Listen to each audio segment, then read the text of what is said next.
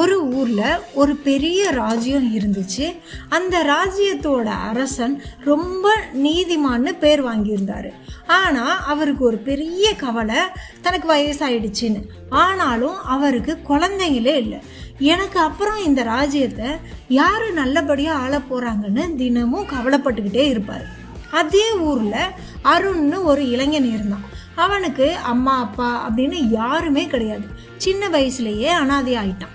அதனால் ஊரில் இருக்கிற ஒரு பெரிய செல்வந்தர் வீட்டில் வேலைக்காரனா வேலையை பார்த்துக்கிட்டு இருந்தான். காலையிலேருந்து ராத்திரி வரைக்கும் வேலை தான் அவனுக்கு. ஆனால் சாப்பாடு மட்டும் வயிறு நிறைய கிடைக்காது. ஒரு நாள் அந்த வீட்டுக்கு பெரிய விருந்து நடந்துச்சு. ஊரில் இருக்கிற பெரிய பெரிய பணக்காரங்க எல்லாரும் வந்தாங்க. அருண் நாள் முழுக்க ஓடி ஓடி எல்லாருக்கும் சாப்பாடு பரிமாறினான். கடைசியில் எல்லாரும் சாப்பிட்டு முடித்த பிறகு அவனுக்கும் பசி தாங்கலை. மீதம் இருந்த ஒரு வாழைப்பழத்தை எடுத்து சாப்பிட போனான். அதை பார்த்த அந்த செல்வந்தர், டேய் அது உனக்கு வைக்கல, யாரை கேட்டுட்டு எடுத்த அப்படின்னு எல்லாருக்கும் முன்னாடியும் அவனை அடிச்சிட்டாரு. அங்கே இருந்த எல்லாரும் சிரிச்சிட்டாங்க. அந்த ஒரு நிமிஷத்தில் அருணுக்கு ரொம்ப அவமானமாக போயிடுச்சு. அவன் எதுவுமே பேசலை, அமைதியாக அந்த வீட்டை விட்டு வெளியே வந்துட்டான். அப்போது அவன் பின்னாடி ஒரு ஒல்லியான நாய் ஓடி வந்துச்சு. அந்த நாயும் பசியில் நடக்க முடியாமல் இருந்துச்சு.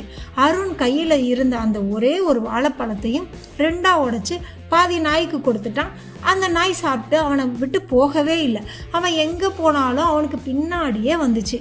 அந்த நாள் முதல் அந்த நாய் அவனோட ரொம்ப ஃப்ரெண்ட் ஆயிடுச்சு. 2 பேருமே வேலை தேடி அலைஞ்சு ஒவ்வொரு ஊருக்கா போனாங்க. வழியில் ஒரு வயதான பாட்டி மலையில் நனைஞ்சிட்டு நடுங்கிக்கிட்டே இருந்தாங்க. அருண் என்ன பண்ணா, தன்னோட மேல் துணியை கலட்டி அந்த பாட்டிக்கு போத்தி விட்டுட்டான். பாட்டி சிரிச்சுக்கிட்டே, உனக்கு நல்ல மனசு இருக்குது, சீக்கிரம் உன் வாழ்க்கை மாறப்போகுதுன்னு சொல்லிட்டு போயிட்டாங்க.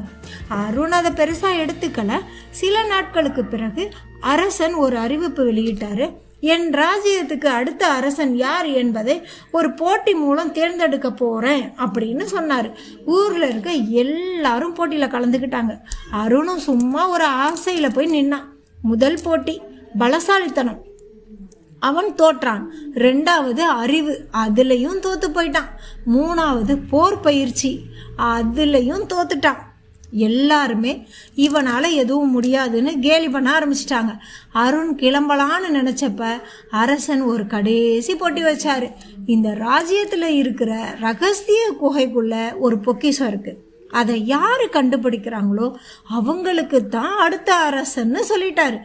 100கணக்கான பேர் போனாங்க. யாராலையுமே அதை கண்டுபிடிக்க முடியல. அருணும் உள்ளே போனான். ஆனால் அவன் எதையுமே தேடலை. அவன் கூட வந்த அந்த நாய் மட்டும் ஏதோ ஒரு இடத்துல நின்று குறைக்க ஆரம்பிச்சுது. என்னடான்னு போய் பார்த்தா அங்கே ஒரு பெரிய கல்.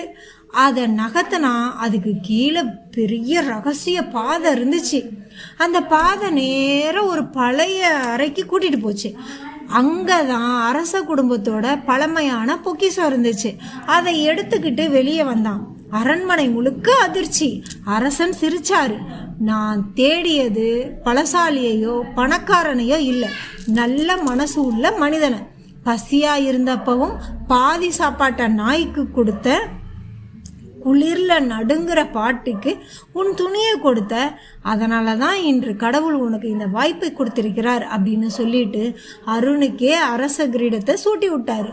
அந்த செல்வந்தர் தலை குனிஞ்சு நின்னார். அருண் அவரை பார்த்து, அன்னைக்கு நீங்கள் என்னை அவமானப்படுத்தலாட்டினா இன்னைக்கு நான் இந்த இடத்துக்கு வந்திருக்க மாட்டேன், அதனால் உங்களுக்கும் நன்றின்னு சொன்னான்.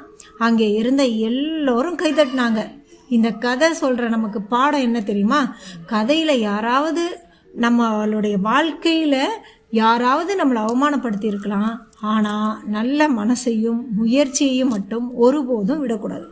நல்ல மனசு சில நேரம் காயப்படுற மாதிரி தான் தெரியும், ஆனால் கடைசியில் அதுதான் ஜெயிக்கும்.